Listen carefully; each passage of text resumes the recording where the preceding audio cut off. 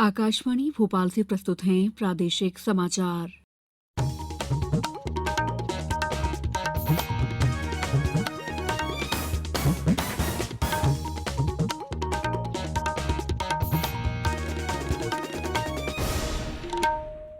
नमस्कार, समाचारों के साथ मैं दीपा सिंह। सबसे पहले मुख्य समाचार। 5वें खेलो इंडिया युवा खेलों का आज भोपाल में समापन। केंद्रीय खेल और युवा मामलों के मंत्री अनुराग सिंह ठाकुर हो रहे हैं शामिल। प्रधानमंत्री नरेंद्र मोदी कल दिल्ली मुंबई एक्सप्रेसवे के दिल्ली दौसा लालसोट खंड को राष्ट्र को करेंगे समर्पित। प्रदेश में आज 2023 की प्रथम नेशनल लोक अदालत का आयोजन। कई लंबित न्यायिक और राजस्व संबंधी प्रकरणों का आपसी सहमति से हुआ समाधान। और महाकाल लोक उज्जैन में महाशिवरात्रि पर्व पर 21 लाख दीप प्रज्वलित किए जाएंगे। अब समाचार विस्तार से। 5वें खेलो इंडिया युवा खेलों का आज भोपाल के बड़े तालाब पर रंगारंग समारोह के साथ समापन हो रहा है। समापन समारोह में केंद्रीय खेल और युवा मामलों के मंत्री अनुराग सिंह ठाकुर मुख्य अतिथि के रूप में शामिल हो रहे हैं। इससे पहले मुख्यमंत्री शिवराज सिंह चौहान और केंद्रीय खेल तथा युवा मामलों के राज्य मंत्री निशीथ प्रमाणिक ने 5वें खेलो इंडिया युवा खेलों की चैंपियंस बस को मुख्यमंत्री निवास से हरी झंडी दिखाकर रवाना किया। समापन समारोह स्थल पर विजेताओं को लेकर चैंपियंस बस एक भव्य रैली के रूप में पहुंचेगी। गौरतलब है कि खेलो इंडिया युवा खेलों की शुरुआत 30 जनवरी से हुई थी। इन 13 दिनों में विभिन्न राज्यों के लगभग 6,000 खिलाड़ियों ने 27 खेलों में पदक के लिए अपनी पूरी ऊर्जा और जोश के साथ संघर्ष किया। महाराष्ट्र ने 154 पदक जीतकर पदक तालिका में पहला स्थान बरकरार रखा है। इनमें 53 स्वर्ण, 54 रजत और 47 कांस्य पदक हैं। हरियाणा 40 स्वर्ण सहित कुल 116 पदकों के साथ दूसरे स्थान पर है, जबकि मेजबान मध्य प्रदेश 37 स्वर्ण सहित 90 पदकों के साथ तीसरे स्थान पर है। प्रधानमंत्री नरेंद्र मोदी कल दिल्ली मुंबई एक्सप्रेसवे के 246 किलोमीटर लंबे दिल्ली दौसा लालसोट खंड को राष्ट्र को समर्पित करेंगे। इस खंड को 12,150 करोड़ रुपए से अधिक की लागत से विकसित किया गया है। इस खंड के संचालित होने से दिल्ली से जयपुर की यात्रा का समय 5 से घटकर 3.5 घंटे रह जाएगा और पूरे क्षेत्र में आर्थिक गतिविधियों को बढ़ावा मिलेगा। दिल्ली मुंबई एक्सप्रेसवे देश का सबसे लंबा एक्सप्रेसवे है, जिसकी लंबाई 1,386 किलोमीटर है। ये एक्सप्रेसवे दिल्ली, हरियाणा, राजस्थान, मध्य प्रदेश, गुजरात और महाराष्ट्र से गुजरेगा और कोटा, इंदौर, जयपुर, भोपाल, वडोदरा और सूरत जैसे प्रमुख शहरों को जोड़ेगा। वित्त मंत्री निर्मला सीतारमण ने कहा है कि नई कर व्यवस्था से लोगों के पास अधिक नकदी की उपलब्धता बनी रहेगी। नई दिल्ली में संवाददाताओं से उन्होंने कहा कि इस कर व्यवस्था में मध्यम वर्ग पर कर का बोझ कम होगा। उन्होंने कहा कि सरकार ने प्रत्यक्ष कर व्यवस्था को सरल बनाने और दरों को कम करने का वादा किया है, ताकि ये मध्यम वर्ग पर बोझ न बनने पाए। संवाददाता सम्मेलन में रिजर्व बैंक के गवर्नर शक्तिकांत दास ने कहा कि भुगतान संतुलन की स्थिति नियंत्रण में है, क्योंकि सेवा क्षेत्र का प्रदर्शन बहुत अच्छा है और प्राप्तियां भी बढ़ी हैं। 12वां विश्व हिंदी सम्मेलन इस महीने की 15 तारीख से फिजी में आयोजित किया जा रहा है। सम्मेलन का आयोजन विदेश मंत्रालय और फिजी सरकार के साथ मिलकर किया जा रहा है।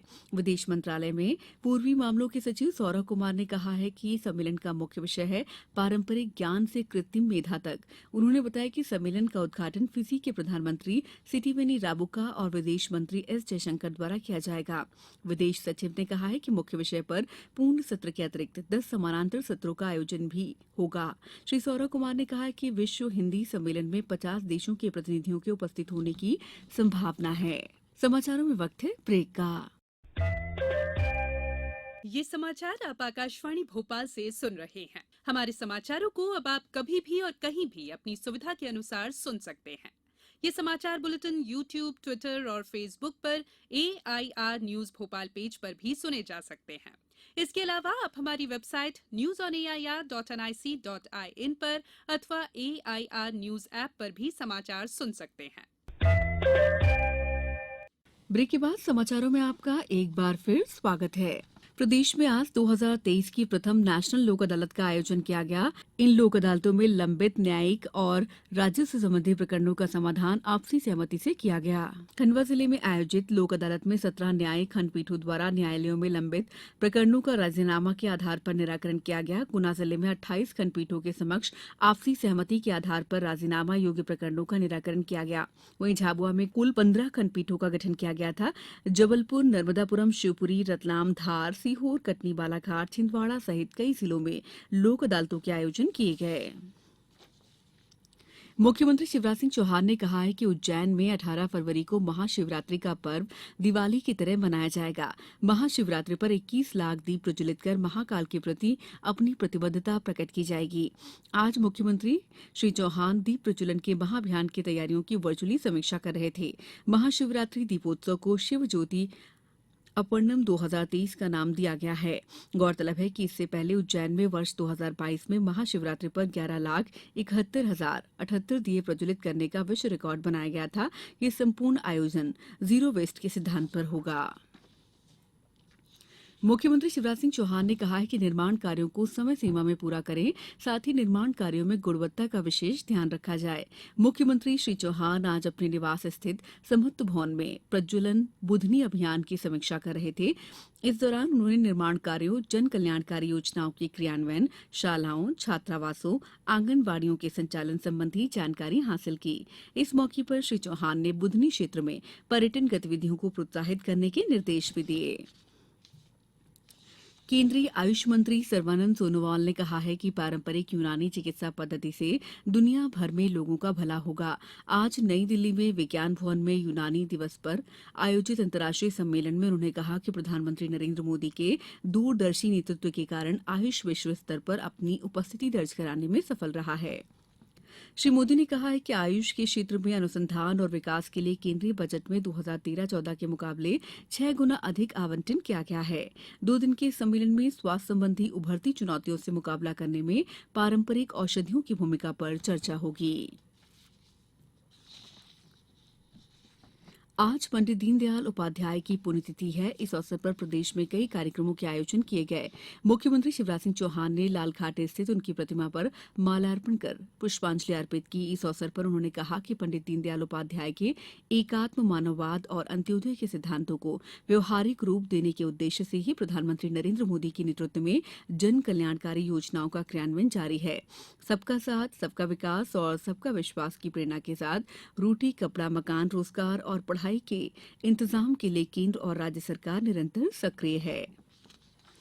अब कुछ समाचार संक्षेप में। रायसेन जिले की सांची की ग्राम पंचायत बनगवा में स्वास्थ्य मंत्री डॉक्टर प्रभुराम चौधरी द्वारा आज विकास यात्रा का शुभारंभ किया गया। कटनी उत्कृष्ट विद्यालय में आज विज्ञान और पर्यावरण प्रदर्शनी के अंतर्गत छात्र छात्राओं द्वारा प्रौद्योगिकी और खिलौने थीम पर विभिन्न प्रकार के अभिनव मॉडल की प्रदर्शनी लगाई गई।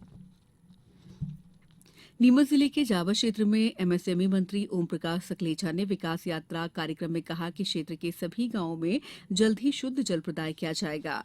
खंडवा जिले के छैगांव माखन के ग्राम अहमदपुर, खैगांव, पनाली, टेमिकला में आज युवाओं की टीम द्वारा जेंडर स्ट्रीट थिएटर की प्रस्तुति दी गई। भोपाल स्थित हिंदी भवन में कल शाम भारतीय ज्ञान परंपरा, युवा पीढ़ी और संप्रेषण की समस्या विषय पर 18वीं शरद व्याख्यान माला का आयोजन होगा। कटनी में मुख्यमंत्री कन्या विवाह और निकाह योजना के अंतर्गत सामूहिक विवाह सम्मेलन में 83 जोड़े शामिल होंगे। इस बुलेटिन में इतना ही। दीजिए इजाजत। नमस्कार।